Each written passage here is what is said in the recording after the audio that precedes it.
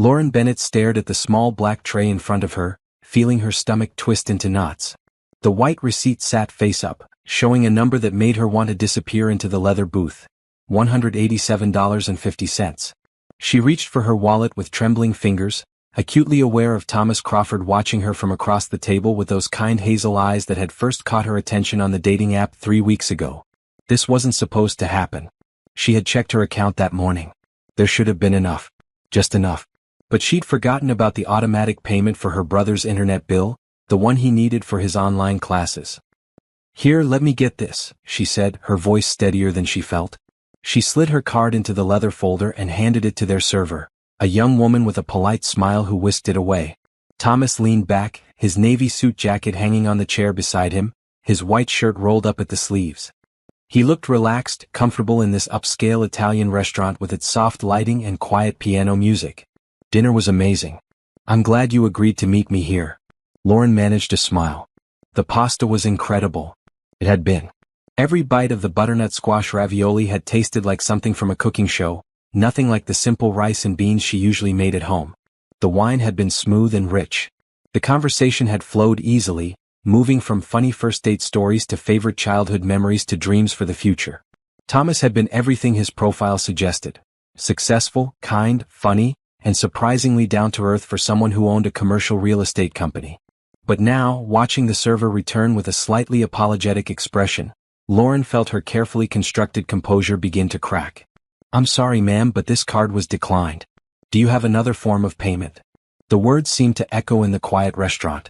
Lauren felt heat rush to her face. She could feel Thomas's gaze on her, probably reassessing everything he thought he knew about her. She pulled out her other card, the one she saved for absolute emergencies, knowing even as she handed it over that it wouldn't work either. She'd maxed it out last month when Mrs. Patterson, one of her elderly clients, had needed urgent medication that insurance wouldn't cover. 60 seconds later, the server returned with the same apologetic look. This one was also declined. Lauren wanted to sink through the floor. She'd been on plenty of bad dates before. She'd dealt with men who spent the whole evening talking about themselves, men who were clearly catfishing with old photos, men who made inappropriate comments. But she'd never, ever been unable to pay her share. She always insisted on splitting the bill. It was a point of pride. She started, her throat tight. She could make excuses. She could say she'd left her other card at home. She could pretend this was a banking error. But something about Thomas's patient, non-judgmental expression made her want to be honest. "I'm sorry. I can't afford this." The admission hung in the air between them. Lauren waited for the judgment, the disappointment, the awkward excuse about needing to leave. She'd gotten ready for this date with such hope, wearing her nicest dress, a deep emerald green sheath she'd found at a thrift store, still with tags attached. She'd done her hair in soft curls that framed her face. She'd even splurged on a new lipstick. Thomas didn't move for a moment. Then he reached across the table and gently touched her hand. "Hey, it's okay. Let me take care of it." "No, Lauren started to protest, but Thomas was already pulling out his wallet. "Please," he said quietly. "Would be my pleasure.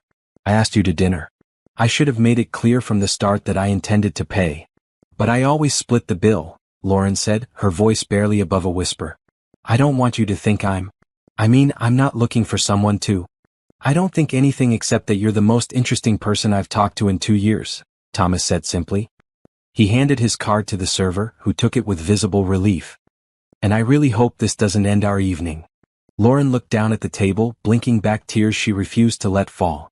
How could she explain that she'd taken this date as a treat to herself after weeks of double shifts? That she'd calculated exactly how much she could spend and chosen her order carefully, skipping the appetizer and the dessert?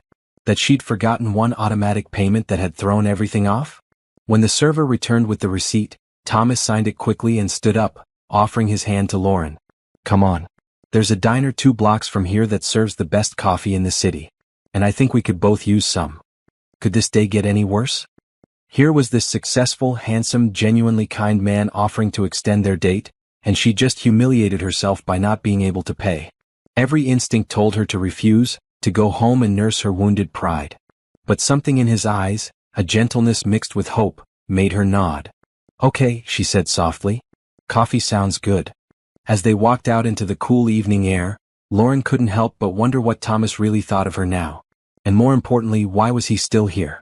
Have you ever been in a moment so embarrassing you wanted to disappear? What would you have done in Lauren's situation? Drop your thoughts in the comments below, and don't forget to subscribe to see how this unexpected evening transforms both their lives forever. The diner was called Rosie's, and it was nothing like the restaurant they just left.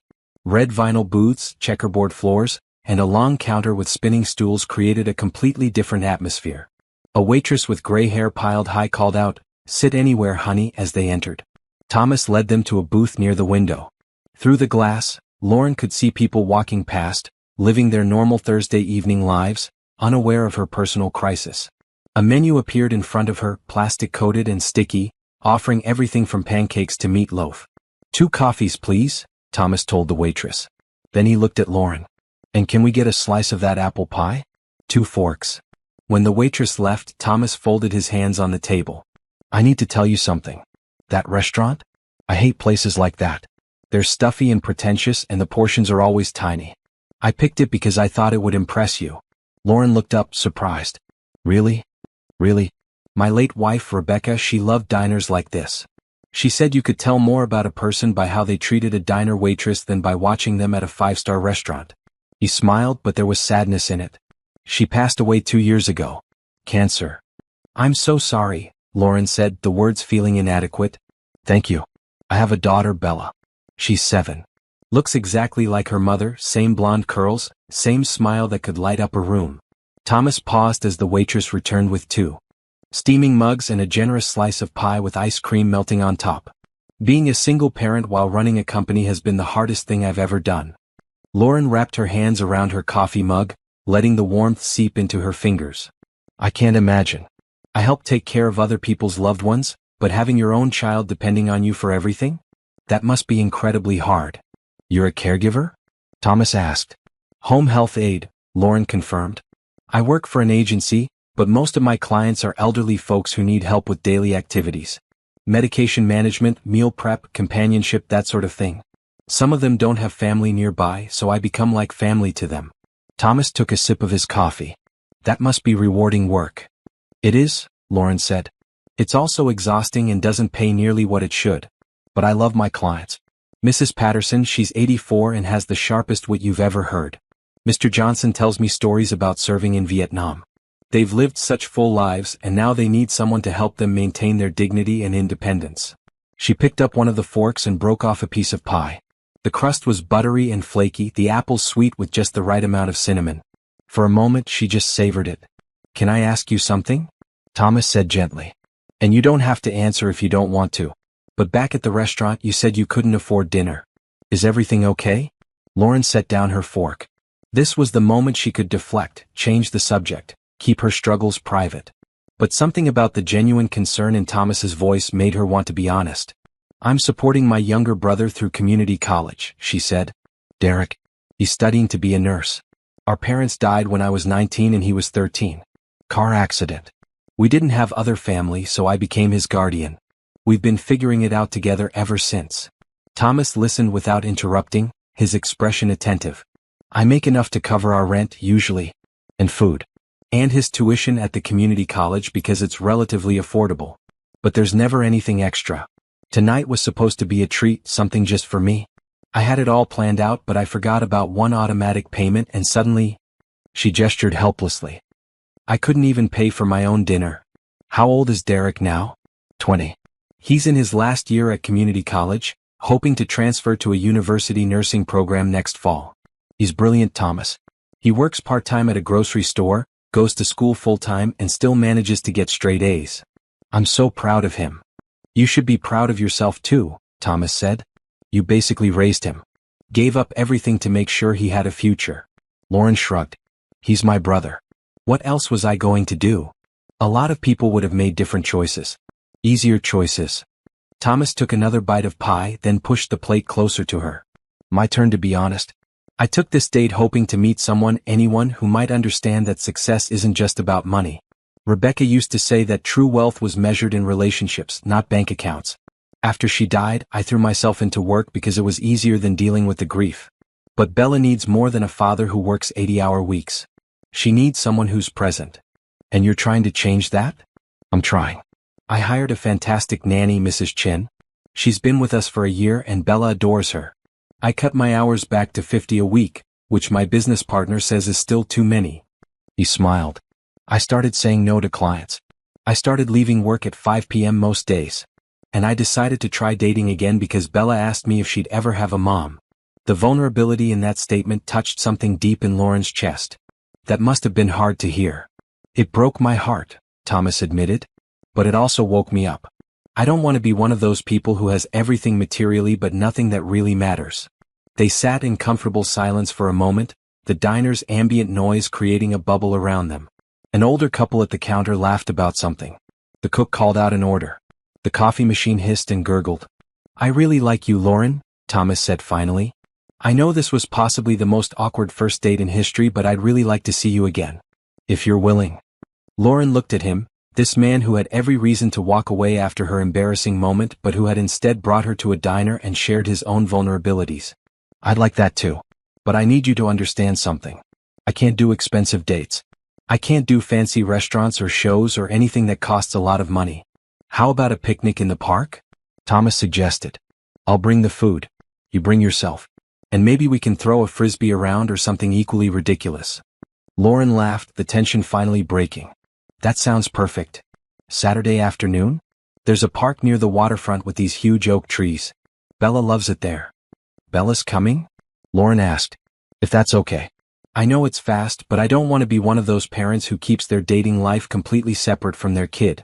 And honestly, if you and I are going to have any kind of relationship, you'd need to be comfortable around her. Lauren thought about it. Meeting his daughter on the second date was unusual. But then again, nothing about this evening had been typical. I'd love to meet her. Thomas's face lit up. Really? That's great. She's at that age where she's curious about everything and talks nonstop. Fair warning. I work with people all day. I think I can handle a talkative 7-year-old. Lauren finished her coffee, feeling more relaxed than she had all evening. Thank you, Thomas. For the coffee, for the pie, for not running away when my card got declined. Thank you for being honest, Thomas said. And for giving me a second chance to not mess this up. As they left the diner, Thomas walked Lauren to her car, an older Honda with a dent in the passenger door. If he noticed its age or condition, he didn't comment. He simply waited until she was safely inside before tapping on the window. She rolled it down. Saturday, 2 p.m., Riverside Park? I'll be there, Lauren promised. Driving home to her small apartment, Lauren felt something she hadn't felt in a long time, hope.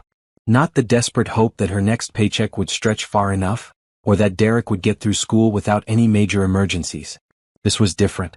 This was the hope that maybe, just maybe, something good was about to happen. Saturday arrived with clear blue skies and temperatures perfect for a picnic. Lauren spent the morning cleaning apartments for extra cash, a side job she picked up whenever possible. By 1 p.m., she was showered and dressed in comfortable jeans and a bright red t-shirt, her hair pulled back in a ponytail. Derek was at the kitchen table studying when she emerged from their tiny bathroom. Hot date with the rich guy? He asked without looking up from his anatomy textbook. It's not like that, Lauren protested, grabbing her sunglasses. Aha. Derek looked up, grinning. He had the same dark eyes as Lauren, the same warm brown skin, the same bright smile. You've been humming all morning. You never hum. I hum. You absolutely do not hum. You're always too tired or too stressed to hum. He stood up and walked over, pulling her into a quick hug. I'm happy for you, sis. You deserve something good. Thanks, Dee. Lauren squeezed him back. There's leftover chicken in the fridge for dinner. And please study instead of playing video games all afternoon. Yes, Mom, Derek said, rolling his eyes but smiling. Riverside Park was a 20-minute drive, and Lauren spent most of it telling herself not to get too excited. This was only a second date. And yes, Thomas seemed wonderful, but she barely knew him. Plus, she was meeting his daughter. That added a whole new layer of pressure. She spotted Thomas immediately when she arrived. He was standing under one of the massive oak trees, setting up a blue and white checkered blanket. Next to him, a little girl in a yellow sundress was spinning in circles, her blonde curls flying out around her. Lauren? Thomas waved when he saw her approaching. The little girl stopped spinning and stared at Lauren with open curiosity. Are you my dad's friend? I hope so, Lauren said, kneeling down to be at eye level with her. You must be Bella. Your dad told me you like this park. I love this park. There's ducks over by the pond, and sometimes people bring bread even though you're not supposed to feed the ducks anymore because bread isn't good for them, but I like watching them anyway. Bella said all of this in one breath. Do you like ducks? I do like ducks, Lauren confirmed, charmed by the child's enthusiasm. Then you can come see them with me after lunch. Dad packed sandwiches and chips and those little baby carrots I don't really like but he makes me eat anyway, and also cookies. Bella grabbed Lauren's hand unself-consciously. Come on, you have to sit next to me. Thomas shot Lauren an apologetic look over his daughter's head. I warned you she talks a lot. I think it's adorable, Lauren said honestly. The picnic blanket was already laden with food. Sandwiches wrapped in paper, a bag of kettle chips, cut vegetables with hummus, fresh strawberries, and a container of chocolate chip cookies that looked homemade. Thomas had even brought a small cooler with juice boxes and bottled water. This is amazing, Lauren said as they settled onto the blanket. Mrs. Chin helped, Thomas admitted. I can negotiate commercial leases, but apparently I cannot make a decent sandwich. They ate and talked, with Bella providing running commentary on everything from her favorite subjects in school, art and recess, to her best friend Emma's new puppy, a golden retriever named Butter. Lauren found herself relaxing completely, laughing at Bella's stories and enjoying Thomas's quiet pride in his daughter. After lunch, Bella insisted they play frisbee. Lauren hadn't thrown a frisbee in years and her first few attempts went wildly off course, which Bella found hilarious. Thomas wasn't much better, and soon all three of them were laughing so hard they could barely throw straight. I thought you said you played frisbee in college? Lauren teased Thomas after his throw landed in a bush. I said I watched frisbee in college. Very different activity, Thomas retorted, retrieving the disc. When they all collapsed back on the blanket, slightly sweaty and thoroughly entertained, Bella curled up against her father's side. I like her, Daddy, she said in a stage whisper that Lauren could absolutely hear. Me too, baby girl, Thomas whispered back. Lauren felt her heart swell. This simple afternoon, costing nothing but time and presence, felt more valuable than 100 expensive dinners. As the sun moved lower in the sky, Bella asked the question Lauren had been waiting for, can we go see the ducks now? The three of them walked to the pond, Bella skipping ahead while Thomas and Lauren followed at a more leisurely pace. She really does like you, Thomas said quietly. She doesn't warm up to everyone this fast. She's wonderful, Lauren said. You're doing an amazing job with her. There are days I feel like I have no idea what I'm doing. Like yesterday, she came home from school crying because some kid told her she couldn't have a favorite color that was for boys. She likes green, apparently that's controversial in second grade. What did you do? I told her that colors don't belong to anyone and green is a great favorite color. Then we made green pancakes for dinner. Thomas smiled at the memory. They tasted normal but she loved them. Green pancakes. I'm impressed. At the pond, Bella stood at the edge, narrating the activities of each duck as if she were a nature documentary host. And here we see the magnificent mallard, searching for snacks in the murky water. Notice his beautiful green head and orange feet. Lauren caught Thomas's eye, and they both tried not to laugh. After the duck-watching expedition, they returned to the blanket for cookies and conversation. Bella, worn out from running around, eventually fell asleep with her head on her father's lap. I should probably get her home, Thomas said reluctantly, stroking his daughter's curls. But I don't want this afternoon to end. It was perfect, Lauren said. Thank you for including me. Would you have dinner with us next week? At my place. Nothing fancy, I promise. Mrs. Chun makes this amazing lasagna, and Bella wants to show you her room. Thomas paused. I know it's fast. If it's too much, I understand. Lauren thought about all the reasons she should probably slow down. She barely knew this man. She had responsibilities. She didn't have time for a relationship. But all those practical concerns felt distant compared to the warmth in her chest and the peaceful happiness of the afternoon. I'd love to, she said. Yeah. Thomas's face lit up. Yeah. As Lauren drove home that evening, she thought about how strange life could be. A week ago, she'd been dreading the first date, worried about having enough money for coffee afterward. Now she was looking forward to seeing Thomas and Bella again, feeling like maybe she'd found something real. Derek was right. She did deserve something good. Maybe it was finally her turn. The next 2 weeks passed in a blur of work and stolen moments with Thomas. They texted throughout the day, sharing funny stories and random thoughts. They had dinner at his house, where Bella insisted on giving Lauren a complete tour that included her extensive stuffed animal collection and a detailed explanation of her current art project. They went to a free outdoor concert in the park, sitting on the grass while a local band played jazz standards. Lauren felt herself falling, and it terrified her as much as it thrilled her. But reality had a way of intruding on happiness. On a Tuesday morning, Lauren found an envelope taped to her apartment door. She knew what it was before she opened it. The landlord had been patient, but there was a limit to his understanding.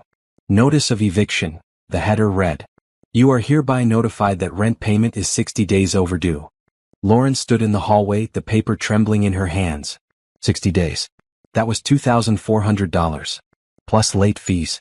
She'd been so focused on keeping Derek in school and keeping them fed that she'd been playing catch-up with the rent, always planning to get current but never quite managing it. You okay? Derek asked from behind her. He must have heard her come in. Fine, Lauren said automatically, folding the notice and shoving it into her purse. Just some mail. But Derek knew her too well. What is it? Another bill? Nothing we can't handle, Lauren lied. How's studying going? Don't change the subject. Lauren, what's wrong? She couldn't hide it from him. They'd always been honest with each other. We're behind on rent. Way behind. I'll figure it out, okay? You just focus on your finals. How far behind? Derek. How far? His voice was firm. 60 days. Plus fees. She sat down on their worn couch, suddenly exhausted. I've been picking up extra shifts, but Mrs. Patterson needed that medication, and then you needed books for your anatomy class, and I thought I could catch up, but I just keep falling further back. Derek sat down next to her, his face pale. You paid for my books instead of rent? Your education is more important. Not if we're going to be homeless. Derek ran his hands over his face. I can drop out. Get a full-time job. Help you. Absolutely not, Lauren said fiercely. You are not dropping out. Not when you're this close to finishing. You're going to transfer to that university and you're going to become a nurse and you're going to have the life you deserve. What about the life you deserve? Derek shot back. You've been taking care of me since you were barely an adult yourself. When do you get to have something for you? Lauren didn't have an answer for that. Over the next few days she picked up every extra shift she could. She worked 14-hour days, going from one client's house to the next, barely stopping to eat. She skipped meals to save money, telling herself she'd eat at her clients' houses when they offered. Thomas noticed. Of course he noticed. They were supposed to meet for coffee at a museum, free admission day, Lauren had insisted, and she'd arrived straight from a double shift. She must have looked as exhausted as she felt because Thomas took one look at her and frowned. When did you last eat? He asked as they walked through the museum's marble halls. I had breakfast, Lauren said, which was technically true if you counted the granola bar she'd eaten at 5 a.m. What about lunch? I was busy. Thomas stopped walking and gently took her arm, guiding her to a bench in front of a large painting of a pastoral scene. Lauren, talk to me. What's going on? Nothing. I'm just tired from work. You're not just tired. You're exhausted. And you've lost weight. I can see it in your face. His voice was concerned, not accusatory. Please tell me what's wrong. Lauren looked at the painting instead of at him. Rolling green hills, sheep grazing peacefully, a farmer in the distance. It looked so simple, so uncomplicated. I'm fine. Really? Is it Derek? Is he okay? Derek's fine. Then what is it? She could feel Thomas watching her, waiting patiently for an answer. Around them, other museum visitors moved through the gallery, their voices echoing softly off the high ceilings. A group of school children shuffled past, their teacher explaining something about Impressionism. I'm just a little behind on some bills, Lauren said finally. Nothing major. Thomas was quiet for a moment. How behind? It's fine. I'm handling it. Lauren. His voice was gentle but firm. Please don't shut me out. She turned to look at him then, this man who had somehow become important to her in such a short time. His hazel eyes were full of concern and something else she was afraid to name. She could lie, protect her pride, keep the walls up. Or she could be honest. I'm about to be evicted, she said quietly. I'm 60 days behind on rent. I've been working extra shifts, but it's not enough. There's always something else that needs the money more urgently. Thomas took her hand. How much do you need? No, Lauren said immediately. No, that's not why I'm telling you. I'm not asking for money. I know you're not asking. I'm offering. Thomas, I can't. That's too much. That would change everything. It's already changed, Thomas said softly. You think I don't care about you? You think I want to sit here knowing you're working yourself to exhaustion and potentially losing your home while I do nothing? It's not your problem. Maybe I want it to be. Maybe I want to help. He squeezed her hand. Let me do this, please. Lauren felt tears prick her eyes. Pride warred with desperation. She'd always handled everything herself. She'd raised Derek, kept them fed and housed, never asked for help from anyone. But she was so tired. So incredibly tired. I also know Derek needs textbooks for next semester, Thomas continued. And before you say anything, he mentioned it when I ran into him at the coffee shop last week. He's worried about you, Lauren? He told you about the textbooks? He didn't mean to. It slipped out when he was talking about his classes. He's excited about his courses next semester. Thomas smiled slightly. He's a good kid. You raised him well. Lauren looked down at their joined hands. I don't know how to accept help. I know. But maybe it's time to learn. Before she could respond, Lauren felt a wave of dizziness wash over her. The museum gallery seemed to tilt, and her vision went spotty around the edges. Lauren? Thomas's voice sounded far away. Are you okay? She tried to answer, but the world was spinning. She felt Thomas's arms catch her as she started to fall, and then everything went dark. When she came to, she was lying on the bench with Thomas kneeling beside her, his face pale with concern. A museum security guard stood nearby, speaking into a radio. Don't try to sit up yet, Thomas said, one hand on her shoulder. The guard called for medical help. I'm fine, Lauren protested weakly. I just got dizzy. You fainted. That's not fine. Thomas's voice was strained. When did you last have a full meal? Lauren tried to remember. Yesterday? Maybe the day before? You've been skipping meals to save money. It wasn't a question.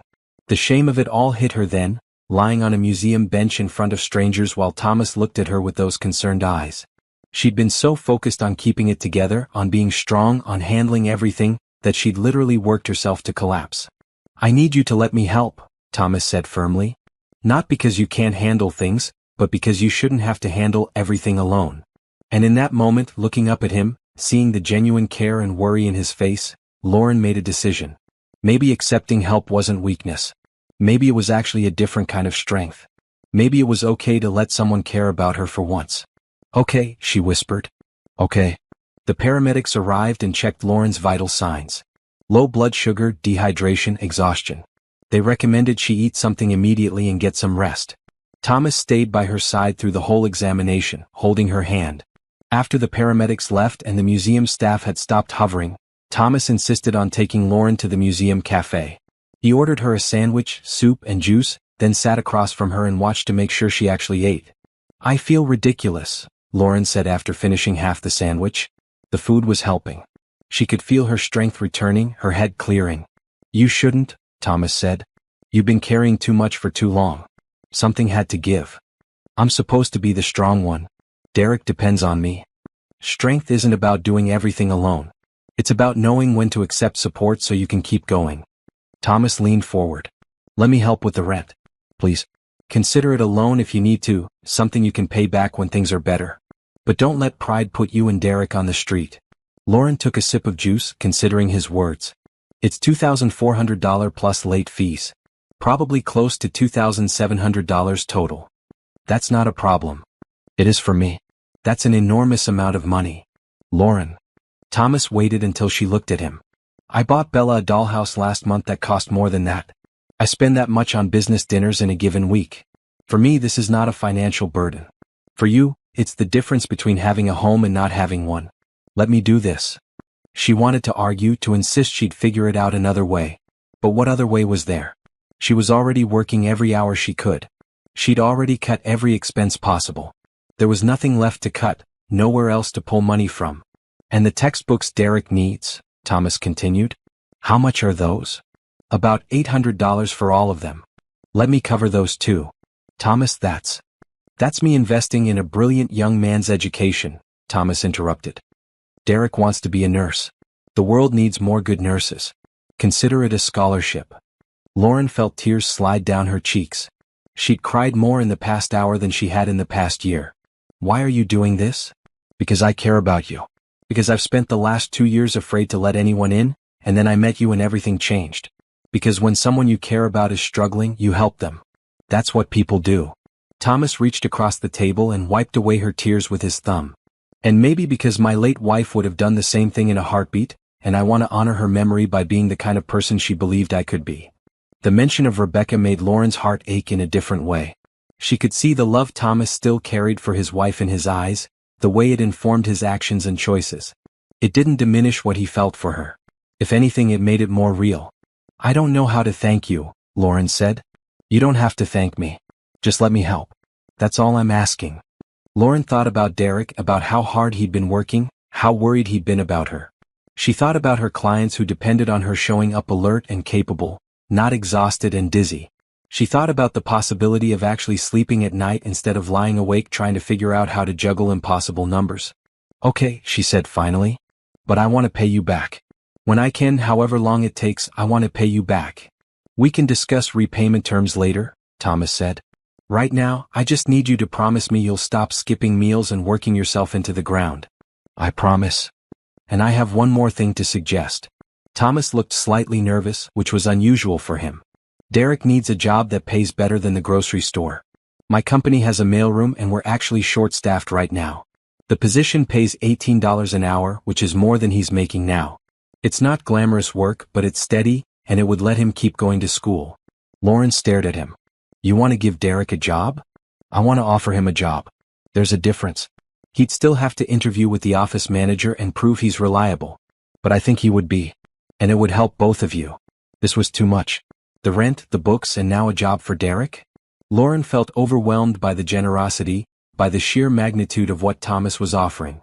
"I know it's a lot," Thomas said, reading her expression. "And I know this probably feels uncomfortable. But here's the thing, Lauren. I have the resources to help and you need help. For me to not offer when I easily can would be wrong. It would be me choosing my comfort over your well-being, and I can't do that." "Most people would," Lauren said. "Then most people are wrong." Thomas's voice was firm. "My father used to say that money is a tool, not a trophy. It's meant to be used to make life better, not just to sit in an account gaining interest." Rebecca believed the same thing. "We were always looking for ways to help people, to use what we had to make a difference." "And you think helping me makes a difference?" "I think you make a difference every day, taking care of people who need you, raising your brother, staying kind despite everything you've been through. Maybe it's my turn to make a difference for you." Lauren finished her sandwich, feeling steadier but emotionally raw. "Can I think about the job offer? I want to talk to Derek about it first." "Of course. There's no pressure. The position will be there whenever he's ready." They sat in the cafe for another hour talking about lighter things. Thomas told her about Bella's recent obsession with becoming a veterinarian, which had led to lengthy discussions about every animal they encountered. Lauren shared stories about her clients, the funny things they said, the unexpected wisdom they offered. When Thomas finally drove her home, he insisted on walking her to her door. The building looked shabbier than usual in the late afternoon light, the paint peeling, one of the exterior lights flickering. "I'll take care of the rent tomorrow," Thomas said. "I'll call your landlord directly if you give me the contact information." "Thank you," Lauren said, the words feeling insufficient. "I mean it. Thank you." Thomas pulled her into a hug, and Lauren let herself lean into him, accepting the comfort and support. "We're in this together now," he said into her hair. "Whatever happens, you're not alone anymore." When Lauren walked into the apartment, Derek looked up from his textbook, immediately noticing her puffy eyes. "What happened? Are you okay?" "I'm okay," Lauren assured him. "Better than okay, actually." She told him everything, watching his face cycle through surprise, relief, and uncertainty. "He wants to give me a job?" Derek asked. "He wants to offer you a job. You'd still have to interview. But yes, he thinks you'd be good at it, and it pays more than the grocery store." Derek was quiet for a long moment. "This doesn't feel right. We barely know him." "I know. But Derek, I fainted today because I haven't been eating. We're about to be evicted. We need help and someone is offering it. Sometimes you have to accept that the universe sends you what you need when you need it. Or sometimes strange men offer help because they want something in return," Derek countered. "He's not strange and he doesn't want anything except to help. I know it's hard to believe, but some people are actually good." Derek looked at her for a long moment, then sighed. "If you trust him, I trust him. When can I interview? What would you do if someone offered to solve all your problems? Would you accept or would pride hold you back?" The choice Lauren and Derek make here changes everything. Don't forget to subscribe to see where this journey leads, and tell us in the comments if you'd make the same choice. 2 weeks later, Lauren stood in the doorway of her apartment, holding an envelope she'd just received in the mail. "Rent paid in full" was stamped across the top of the statement. Below that, in neat handwriting, someone had written, "Next month prepaid as well." Breathe. Derek had his interview at Crawford Enterprises the day after Lauren fainted. He'd been nervous, dressed in khakis and the one button-down shirt he owned, his resume printed on paper they'd splurged to buy from the office supply store. He'd come home 3 hours later with a job offer in hand. "They started me in the mailroom, but Mr. Hayes, Dad's business partner, said there's room to move up," Derek had explained, his eyes bright with excitement. "And they're flexible with my school schedule. I told them my classes come first and they said that was fine." Now Derek was 2 weeks into the job and loving it. He came home each day with stories about the office, the people he was meeting, the things he was learning. The extra income meant they could actually buy groceries without calculating every penny. It meant Lauren could cut back to regular 40-hour weeks instead of working doubles. It meant she could breathe. Thomas had been patient, never pushing, never asking for anything in return for his help. They'd settled into a comfortable pattern of seeing each other 2 or 3 times a week. Sometimes it was elaborate dates that Thomas planned, dinners at nice restaurants or tickets to shows. Other times it was budget-friendly outings that Lauren suggested, walks along the waterfront or free museum days or picnics in the park. Today was Lauren's choice and she'd planned something special. She'd invited Thomas and Bella to her apartment for a home-cooked meal. It wouldn't be fancy, but it would be from the heart. "Is this enough garlic?" Derek asked from the kitchen, holding up a cutting board covered in minced cloves. "For my chicken pasta?" "There's never enough garlic," Lauren said, checking on the bread in the oven. "How's the salad coming?" "Done." "Are you nervous about them coming here?" "A little. This place is so small compared to Thomas's house." "If he cares about that, he's not worth your time," Derek said firmly. "Besides, you're an amazing cook. He's going to love it." The doorbell rang at exactly 6 p.m. Thomas stood in the hallway holding a bottle of wine and a bouquet of sunflowers. Bella clutched a drawing she'd made. "We brought presents," Bella announced, pushing past her father to hand Lauren the drawing. "I drew your apartment building. See? That's you in the window." The drawing showed a brown building with flowers and window boxes. They didn't actually have window boxes, but Lauren appreciated the artistic license, and a figure with dark curly hair waving. "This is beautiful, Bella." "Thank you." Lauren taped it to the refrigerator immediately. "Now come in. Dinner's almost ready." Thomas looked around the small living room, taking in the second-hand furniture, the stack of textbooks on the coffee table, the photos of Lauren and Derek on the walls. "Your home is lovely." "It's small," Lauren said. "It's cozy. There's a difference." Thomas handed her the sunflowers. "Where should I put the wine?" Dinner was simple but delicious. Chicken pasta with garlic bread, salad, and ice cream for dessert. They all squeezed around the small kitchen table, chairs bumping against each other, and somehow it felt perfect. Bella dominated the conversation, telling stories about school and asking Derek approximately 1 million questions about what it was like to work in an office. Derek answered patiently, making her laugh with descriptions of the copy machine's mysterious paper jams and the office politics of who got the last coffee in the break room. After dinner, Bella convinced Derek to show her his room, which contained exactly one poster, his desk, and a bookshelf crammed with nursing textbooks. Lauren and Thomas cleaned up the kitchen together, falling into an easy rhythm of washing and drying. "This was really nice," Thomas said, putting away the last plate. "Thank you for inviting us. Thank you for coming. And for everything you've done. Derek loves his job. We can actually afford groceries now. It's made such a difference." "I'm glad." Thomas leaned against the counter. "Can I ask you something?" "Sure. Where do you see this going?" Lauren paused, dish towel in hand. It was a fair question, one she'd been asking herself. "I don't know. I like you. I really like you. And Bella is wonderful. But sometimes I feel like we're from different worlds." "We're from the same world. We're just in different financial situations." "It's more than that. You have a company, a big house, resources. I'm a home health aide who was almost evicted. Those are pretty different lives." Thomas turned to face her fully. "Do you remember what you told me at the diner that first night? You said true wealth is measured in relationships, not bank accounts. You said that. Quoting your wife. Rebecca would have loved you," Thomas said. "She would have loved your strength and your kindness and the way you love your brother. And she would have told me I was an absolute fool if I let you go because of something as meaningless as money. Money isn't meaningless when you don't have it." "Fair point." Thomas smiled slightly. "But here's what I know. I've dated a lot of people in the past 2 years. People from my social circle, people my business partner set me up with, people who had perfect resumes and impressive careers. And I felt nothing.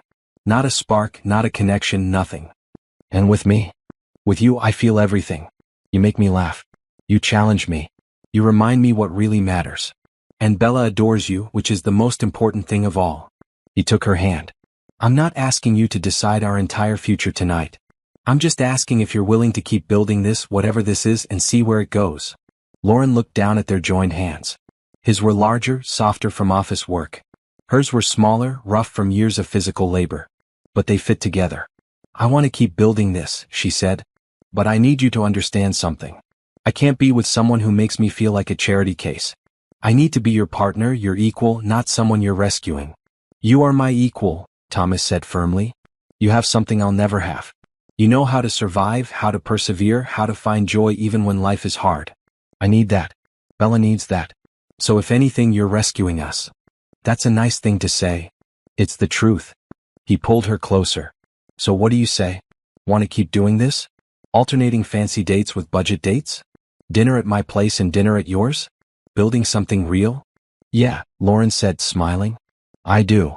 From the other room, they heard Bella's laughter and Derek's patient responses to her questions. It sounded like family, Lauren thought. Like the beginning of something that could become permanent. Thomas kissed her then, soft and sweet, a promise of more to come. When they broke apart, Lauren felt something settle in her chest. Not quite contentment, not quite certainty, but something close to both. Later, after Thomas and Bella had gone home, Derek found Lauren on the couch, staring at the sunflowers Thomas had brought. You really like him, don't you? Derek asked. I really do. And he makes you happy? He does. Derek sat down next to her. Then I'm happy for you. You deserve this, Lauren. You deserve someone who treats you well and who wants to build a life with you. Thanks, Dee. Plus, he got me a job, so I'm kind of obligated to like him, Derek added with a grin. Lauren threw a pillow at him and he laughed. For the first time in years, the apartment felt light, filled with possibility instead of stress. Things were changing, and for once, Lauren wasn't afraid of the change. 3 months into their relationship, Thomas invited Lauren to dinner at his business partner's house. Julian's been dying to meet you, Thomas explained. He's been my best friend since college, and he says he needs to vet anyone I'm dating. That's not intimidating at all, Lauren said dryly. He's going to love you. His wife Priya too. They're good people. Julian and Priya Hayes lived in a beautiful colonial house with a wraparound porch and a garden that looked like something from a magazine. Priya answered the door wearing a blue sundress, her dark hair in an elegant twist. You must be Lauren, Priya said warmly, pulling her into a hug. Thomas hasn't stopped talking about you. Come in, please. The inside of the house was comfortable and lived in, with family photos on every surface and children's toys neatly organized in baskets. Julian appeared from the kitchen, tall and friendly with an easy smile. The famous Lauren, he said, shaking her hand. I have to tell you, I've known Thomas for 20 years, and I've never seen him this happy. Julian, Thomas protested, but he was smiling. Dinner was relaxed and fun. Julian and Priya had 2 children, both in bed by the time Lauren arrived, and they shared stories about the chaos of parenting that made Thomas and Lauren laugh. Priya was a pediatrician, and she and Lauren bonded over their shared experience in healthcare. Home health is so important, Priya said. We discharge patients all the time who need continued care at home. Good aides like you make all the difference. After dinner, while Thomas and Julian cleaned up the kitchen, Priya led Lauren to the back porch with glasses of wine. I wanted to talk to you privately, Priya said, settling into a rocking chair. Not to interrogate you or anything. I just wanted to check in. About Thomas? About you. Thomas is my husband's best friend, so of course I care about him. But I also know what it's like to date someone with significant financial resources when you don't have them yourself. Julian came from money. I came from a family of immigrants who worked 3 jobs each just to get by. Lauren sat forward, interested. How did you handle it? Poorly at first, Priya admitted. I was so determined to never let him pay for anything that I nearly went broke proving my independence. It took Julian pointing out that I was hurting both of us by refusing to let him share his resources. That a partnership means accepting help sometimes. That's what Thomas says. He's right. And he's not trying to control you or change you. He's trying to build a life with you. There's a difference. Priya smiled. I just wanted you to know that I understand some of what you're going through. And if you ever need to talk to someone who's been there, I'm here. Thank you, Lauren said, touched by the offer. The next week, Lauren invited her closest friend Cassandra over for coffee. Cassandra had been skeptical about the relationship from the start, protective of Lauren in the way only a friend who'd known you through your worst times could be. Cassandra arrived in her work scrubs, fresh off a shift at the nursing home where she worked. She and Lauren had met in foster care at age 15, and they'd been like sisters ever since. "So this Thomas guy," Cassandra said, accepting a mug of coffee. "He's for real?" "He's for real," Lauren confirmed. "And he's not trying to turn you into someone you're not?" "Because I've seen it happen. Rich guy dates working girl, starts trying to change everything about her. He's not like that. He respects what I do.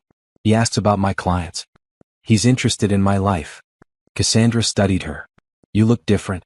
Happier. Less exhausted." "I am happier. Things are better. Derek has a good job. We're not behind on bills anymore. I can actually sleep at night." "And how much of that is because of Thomas's money?" It was a fair question, and Lauren had asked herself the same thing more than once. "Some of it. But it's more than just money. It's having someone who cares. Someone who listens. Someone who makes me feel like I matter." "You've always mattered," Cassandra said fiercely. "You don't need a man to validate that." "I know.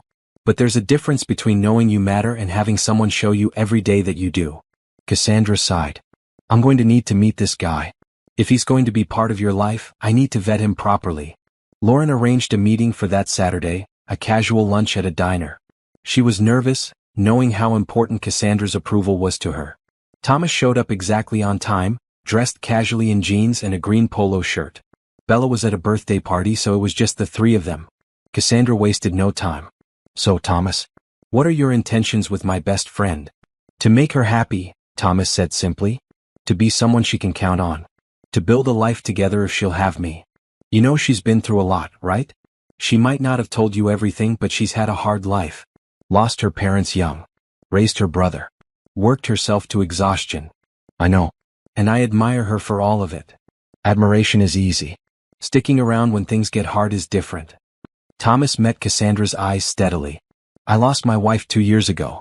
I know what hard looks like. I'm not here for easy. I'm here for real." They stared at each other for a moment, some kind of silent communication passing between them. Then Cassandra nodded slowly. "Okay. I can work with that." She turned to Lauren.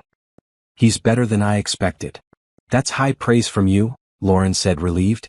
The conversation eased after that, moving to lighter topics. Thomas asked Cassandra about her work, and she told him stories about the nursing home residents that had them all laughing. By the end of lunch, Cassandra was actually smiling at Thomas. As they were leaving, Cassandra pulled Lauren aside. "He's good for you. I can see it. But if he ever hurts you, I know people who know people. You do not know people who know people. You don't know that." Cassandra hugged her. "I'm happy for you, Lauren. Really. You deserve this." That evening, Lauren and Thomas walked along the waterfront, watching the sun set over the water.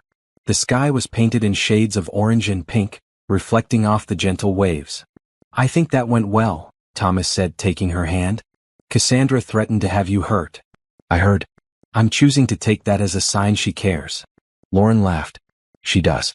She's been my rock through everything. I like her. She's protective of you, which means she's smart." Thomas stopped walking and turned to face her. "Speaking of protection, I want you to know something. I'm in this, Lauren.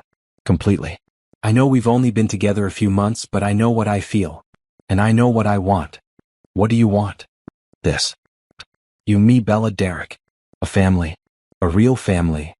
He cupped her face in his hands. "I love you, Lauren Bennett. I love your strength and your kindness and your laugh and the way you make every day better just by being in it." Lauren felt tears prick her eyes. "I love you too. I've been afraid to say it, afraid it was too soon, but I do. I love you." Thomas kissed her as the sun dipped below the horizon, painting them both in golden light. People walked past, but Lauren barely noticed. All she could focus on was this moment, this feeling, this man who had somehow become essential to her happiness. When they finally broke apart, Thomas was smiling. "So we're doing this. Building a life together." "We're doing this," Lauren agreed.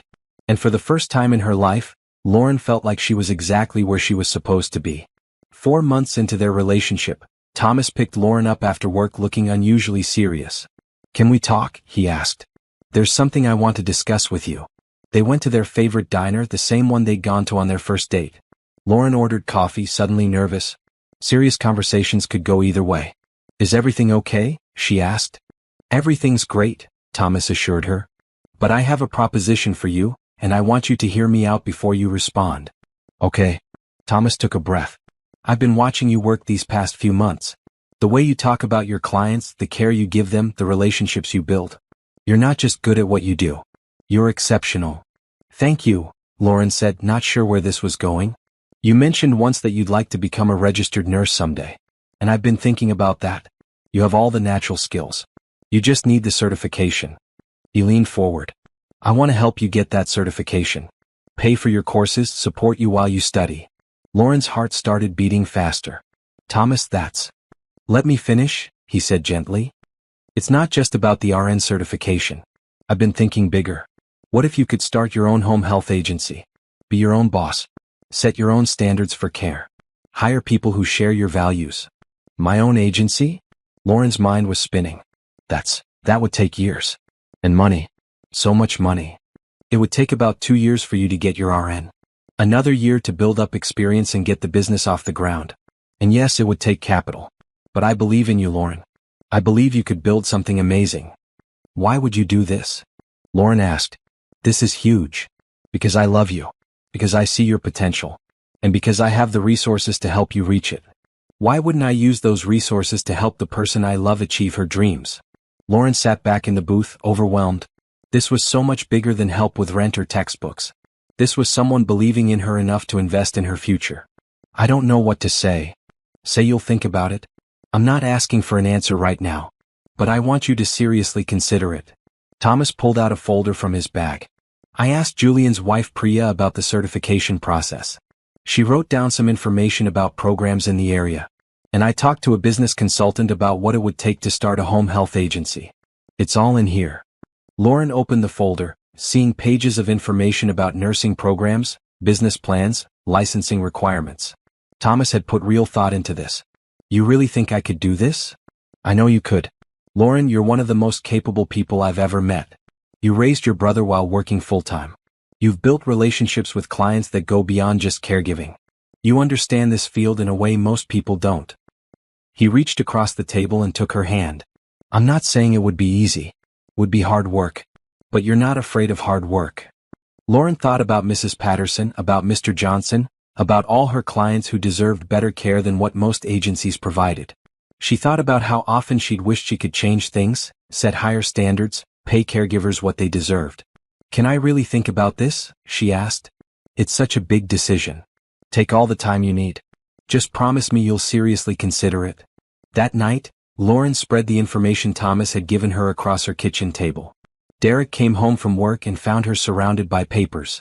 What's all this? He asked. Thomas wants to help me become an RN. And eventually start my own home health agency. Derek's eyes widened. Seriously? Seriously? That's incredible. Derek sat down at the table. Are you going to do it? I don't know. Feels like too much. Like I'd be taking advantage. Or, Derek said slowly, it's someone who loves you wanting to invest in your future. The same way you invested in mine by working yourself to exhaustion to keep me in school. That's different. You're my brother. And he's your partner. Isn't that what partners do? Support each other's dreams? Lauren looked at her brother. When did he get so wise? When did you grow up? Around the time you started letting yourself be happy, Derek said with a grin. Seriously, Lauren. You've spent your whole adult life taking care of other people. Maybe it's time to let someone take care of you for once. Over the next week, Lauren found herself constantly thinking about Thomas's proposal. She researched nursing programs, looked up statistics on home health agencies, imagined what it would be like to run her own business. She also talked to her clients about it. Mrs. Patterson was enthusiastic. You'd be wonderful running your own agency, dear. You actually care about people. That's rare. Mr. Johnson agreed. You've got the heart for it. That's what matters most. Even Cassandra, when Lauren told her about the offer, was supportive. Girl, if someone's offering to pay for you to advance your career and start your own business, you say yes. This isn't charity. This is an investment in someone talented. 2 weeks after Thomas first made the offer, Lauren asked him to meet her at the park where they'd had their second date. It was evening, the sun setting through the oak trees, families packing up their picnic blankets. I've thought about your offer, Lauren said as they walked. A lot. And? Thomas looked nervous, which she found endearing. I want to do it. I want to get my RN certification. And I want to start an agency eventually. She stopped walking and turned to face him. But I need you to understand something. This isn't just you giving me something. This is me accepting an investment in my future that I fully intend to make worthwhile. I never doubted that. And when the agency is successful, when I'm making money and building something real, I want to pay you back. Not because I have to, but because I want to be your partner in every sense. Equal. We're already equal, Thomas said. But if it's important to you to pay me back, then okay. We can draw up an agreement, make it official. I'd like that. Thomas pulled her into a hug. I'm so proud of you. And I can't wait to see what you build. Lauren corrected. What we build. Because I'm going to need your advice, your support, your business knowledge. This is going to be a team effort. Deal. They sealed it with a kiss under the oak trees, the same trees where they'd played frisbee months ago with Bella. It felt full circle somehow, like they were building on the foundation they'd laid that day. Walking back to their cars, Thomas asked, "When do you want to start the nursing program?"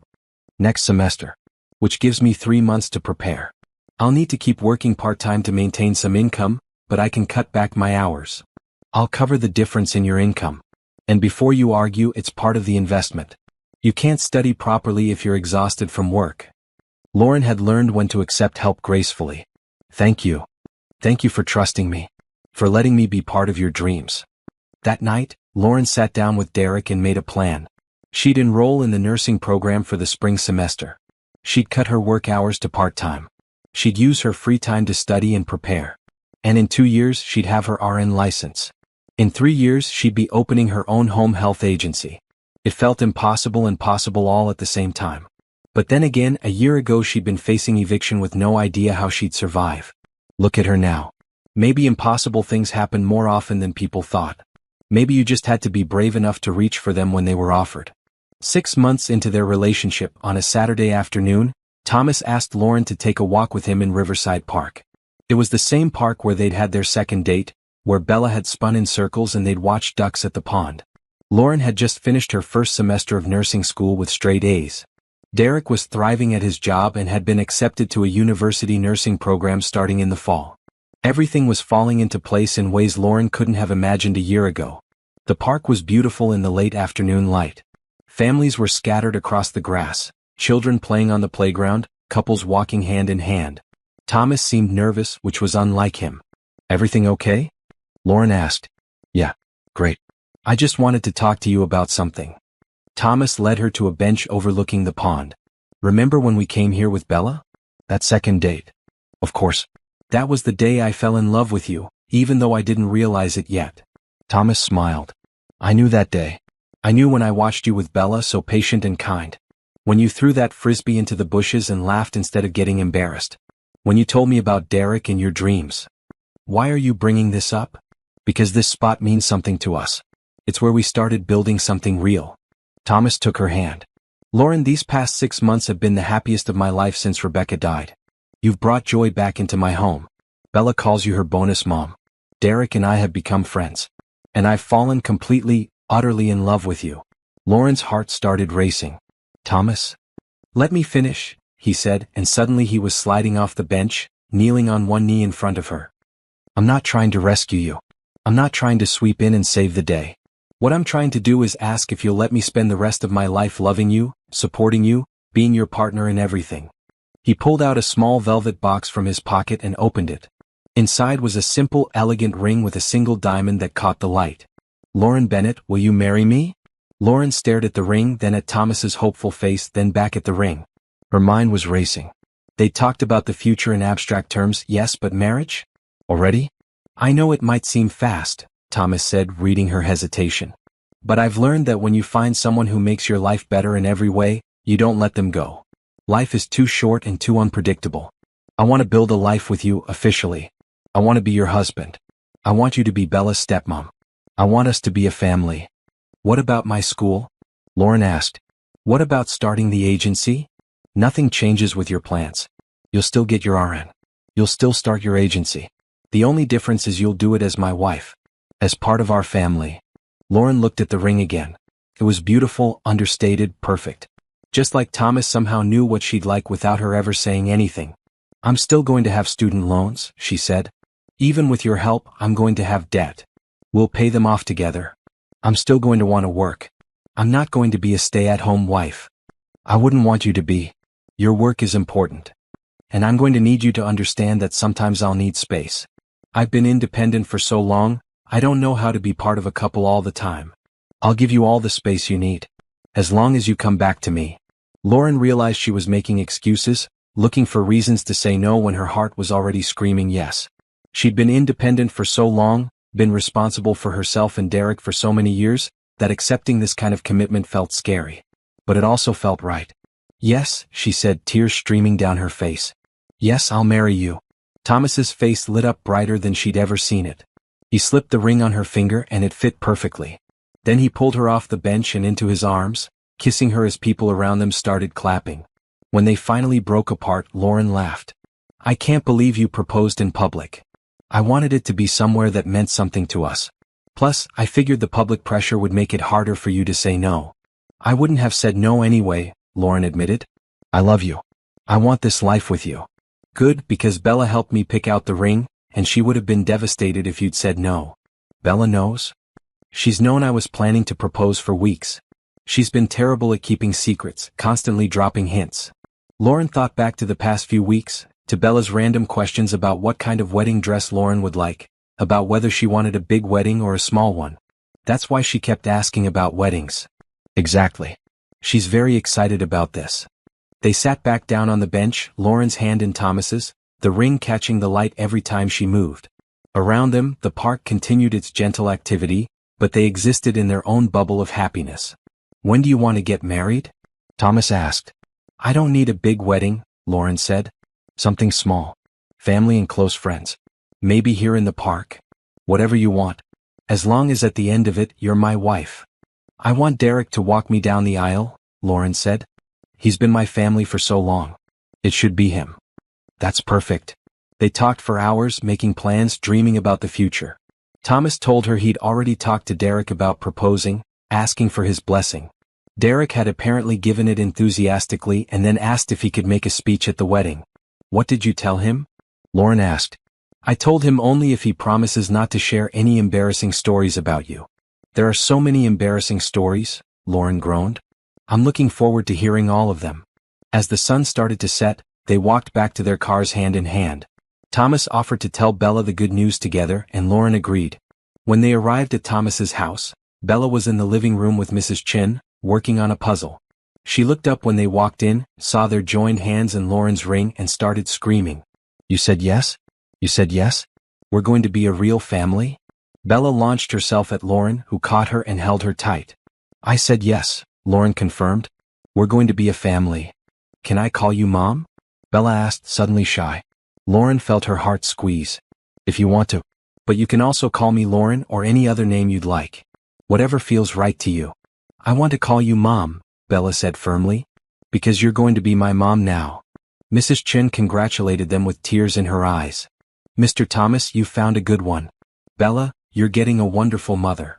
That evening, after Bella had finally gone to bed after talking nonstop about the wedding, Thomas and Lauren sat on his back porch, looking at the stars. I never thought I'd get to have this again, Thomas said quietly. After Rebecca died, I thought that was it. One great love in a lifetime and I'd used mine up. But then I met you. I'm not trying to replace her, Lauren said. I know. And I'm not asking you to. Rebecca will always be part of my life, part of Bella's life. But there's room in my heart for both of you. Love doesn't divide. It multiplies. Lauren leaned her head on his shoulder. I'm scared, she admitted. Of not being a good enough mother to Bella. Of not fitting into your world. Of everything changing. Change is scary. But it's also how we grow. And you don't have to fit into my world, Lauren. We're creating a new world together. Our world. Our world, Lauren repeated. I like the sound of that. They sat in comfortable silence for a while, just being together. Lauren thought about everything that had brought her to this moment. The struggle, the fear, the exhaustion. But also the love, the hope, the joy. All of it had led here to this porch with this man building this future. Thank you, she said softly. For what? For not giving up on me when I couldn't afford dinner. For helping without making me feel small. For loving me exactly as I am. Thank you for letting me, Thomas said. For trusting me with your heart. For giving Bella a mother who will love her. For building this life with me. The stars shone bright above them, witness to their promises and plans. Somewhere in the house, Bella was sleeping peacefully, dreaming of weddings and new beginnings. And Lauren, for the first time in her adult life, felt like she could finally stop just surviving and start truly living. The wedding took place 3 months later in Riverside Park, under the same oak trees where Thomas had proposed. It was a small ceremony, just 30 people, exactly what Lauren had wanted. She wore a simple white dress, tea-length with lace sleeves, that she'd found on sale but that made her feel beautiful. Derek walked her down the makeshift aisle, his eyes shining with tears he was trying to hide. Bella served as flower girl, taking her job very seriously as she scattered rose petals in Lauren's path. Thomas stood at the altar in a gray suit, looking at Lauren like she was the most precious thing in the world. His best man Julian stood beside him, grinning. Lauren's maid of honor was Cassandra, who had threatened 3 separate times to object if the minister asked if anyone objected to the union, just to see the look on everyone's faces. The minister kept the ceremony short and sweet. They'd written their own vows and Lauren went first, her voice shaking slightly. Thomas, a year ago I couldn't even afford to pay for our first date. I was exhausted, scared, and convinced I'd never have time for love because I was too busy just trying to survive. But you saw past all of that. You saw me. The real me. You didn't try to rescue me or change me. You just loved me. And in doing that, you showed me that accepting help isn't weakness. That partnership isn't about being equal in resources but equal in respect and care. I promise to love you, to be your partner in all things, to be the best mother I can be to Bella, and to build a life with you that honors both where we've been and where we're going. Thomas's vows were just as heartfelt. Lauren, you brought light back into my life when I'd forgotten what light looked like. You showed me that it's possible to love again, to build again, to hope again. You've been patient with my grief, kind to my daughter, and strong enough to let me be part of your dreams. I promise to support those dreams, to be your partner in success and in struggle, to love Derek as a brother, and to spend every day showing you that you made the right choice when you said yes to me. When the minister pronounced them husband and wife, the applause was thunderous for such a small group. Thomas kissed Lauren thoroughly, and Bella cheered louder than anyone. The reception was held in a nearby community center, decorated simply with flowers and lights. Instead of a fancy catered meal, they'd ordered from their favorite diner, Rosie's. The owner had personally delivered trays of comfort food that had everyone going back for seconds. Derek's speech was both funny and touching. My sister raised me when she was barely more than a kid herself. She worked herself to exhaustion, sacrificed everything to make sure I had opportunities. And not once did she complain. Not once did she make me feel like a burden. She just loved me. When Thomas came into our lives, I was skeptical. But then I saw how he looked at her. Like she was amazing. Like she was everything. And I realized that's what she deserves. Someone who sees how incredible she is. Thomas, you're getting the best person I know. Take care of her or you'll answer to me. Thomas stood and raised his glass. I promise to take care of her. And thank you, Derek, for trusting me with that responsibility. Priya gave a toast about finding love across different worlds. Mrs. Chun told embarrassing stories about Thomas being a disaster in the kitchen. Cassandra threatened Thomas one more time just for good measure. Through it all, Lauren sat at the head table with her new husband and stepdaughter, feeling more complete than she'd ever felt in her life. When it was time for the father-daughter dance, Thomas danced with Bella first, twirling her around the floor while she giggled. Then he invited Lauren to join them, and they danced as a family of 3, Bella sandwiched between them, her laughter filling the room. Later in the evening, as things wound down, Lauren found a quiet moment with Derek on the community center's patio. How are you feeling? He asked. Happy. Terrified. Excited. All at once. You deserve this, Derek said firmly. After everything you've done for me, after all the years of putting me first, you deserve to be loved like this. I couldn't have done any of it without you, you know? Raising you gave me purpose. It made me strong. Well, now you get to be strong and happy. That's the best combination. Derek hugged her. I'm proud of you, sis. Mom and Dad would be too. That made Lauren tear up. You think so? I know so. They'd love Thomas. They'd love seeing you this happy. And they'd love that you never gave up, even when things were impossible. Inside, Thomas was looking for her. Lauren could see him through the window, scanning the room. When he spotted her on the patio, his face relaxed into a smile. Your husband's looking for you, Derek said with a grin. Still weird to say that. Still weird to hear it, Lauren admitted. She went back inside and Thomas immediately pulled her onto the dance floor for one last slow dance. The DJ played an old classic, something soft and romantic. "How are you doing, Mrs. Crawford?" Thomas asked, holding her close. "Still getting used to that name. But I like it. You can hyphenate if you want. Bennett Crawford. Or keep Bennett professionally. I think I'll go with Bennett Crawford. Honors both my past and my future." "Perfect." They swayed together, surrounded by the people they loved. Bella was dancing with Julian and Priya's kids. Derek was talking to Cassandra, probably plotting some kind of mischief. Mrs. Chun was packing up leftover food, insisting everyone take some home. "What are you thinking about?" Thomas asked. "About a year ago. About sitting in that restaurant, my card getting declined, wanting to disappear. If someone had told me then that a year later I'd be married to the man I couldn't afford to buy dinner with, I wouldn't have believed them. Life is strange that way." "It's perfect that way," Lauren corrected. "Every struggle, every hard moment, every time I thought I couldn't keep going, it all led here. To you. To us. To this family. To new beginnings," Thomas said, kissing her forehead. "To new beginnings," Lauren agreed. 6 months after the wedding, Lauren sat in her first class as a second-year nursing student, taking notes on patient care protocols. Her phone buzzed with a text from Thomas. "Bella made honor roll. She wants to celebrate with pizza. Your pick of toppings." Lauren smiled and texted back, "Everything but anchovies. See you at 6. Derek was thriving at university, on track to graduate with honors. He'd moved into the dorms but came home every weekend for family dinners. He and Thomas had bonded over their shared love of terrible action movies.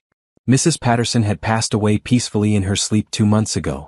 At the funeral, her daughter had told Lauren, "You made her last years so much better. She loved you like family." Mr. Johnson was still going strong, telling his Vietnam stories to anyone who would listen.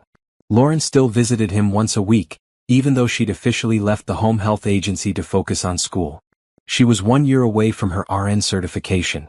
Thomas had already connected her with a business consultant to start planning the agency. They'd even picked out a name, Bennett Crawford Home Health, a name that honored her past and their future. Bella had fully embraced calling Lauren Mom.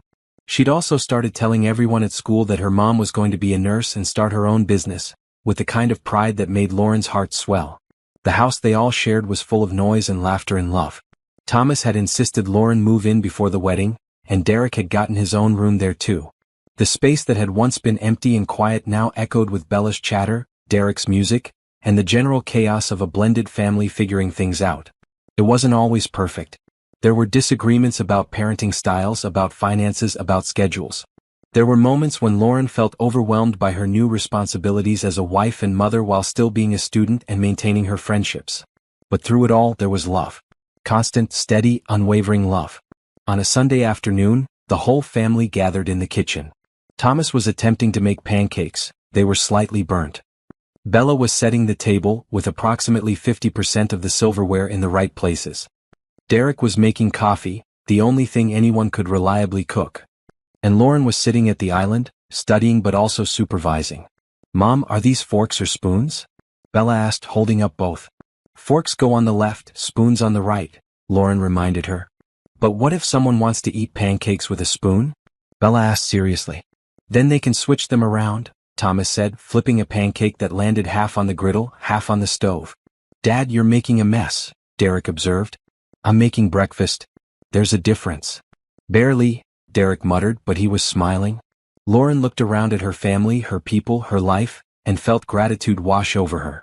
This wasn't the life she'd planned. It was better. It was real. It was messy and complicated and absolutely perfect. "What are you smiling about?" Thomas asked, noticing her expression. "Just thinking about how far we've come." "We've come pretty far," Thomas agreed, coming over to kiss her. "But we've got a lot further to go." "Together," Lauren said. "Always together," Thomas promised. Bella started singing a song from school. Derek joined in, off-key and enthusiastic. Thomas attempted to harmonize, which only made it worse. And Lauren, surrounded by the family she'd built through love and trust and the courage to accept help when it was offered, joined in too. Outside, the sun shone bright on their neighborhood. Somewhere, people were struggling the way Lauren had struggled a year ago. Somewhere, someone was working themselves to exhaustion, convinced they had to do it all alone. Lauren hoped they'd find their own version of help. Their own person who would see them, truly see them, and offer support without strings. Because everyone deserved that. Everyone deserved love and partnership and the chance to build something beautiful. As for Lauren Bennett Crawford, former home health aide, current nursing student, future business owner, wife, mother, sister, friend, she'd found all of that and more. And she was never, ever taking it for granted. The burned pancakes got eaten anyway. The coffee was strong and perfect. Bella's table setting was creative if not technically correct. And in that kitchen, on that Sunday morning, a family that had been built from separate pieces of heartbreak and hope and second chances was simply beautifully together. And that was everything.